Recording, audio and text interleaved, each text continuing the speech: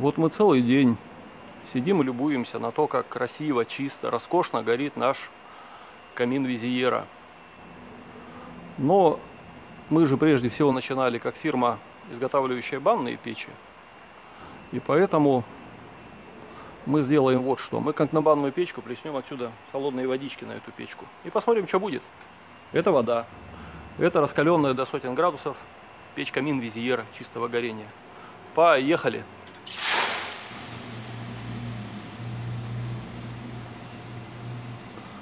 Вы можете так делать со своей печкой? А с Визиерой можно. Всего хорошего.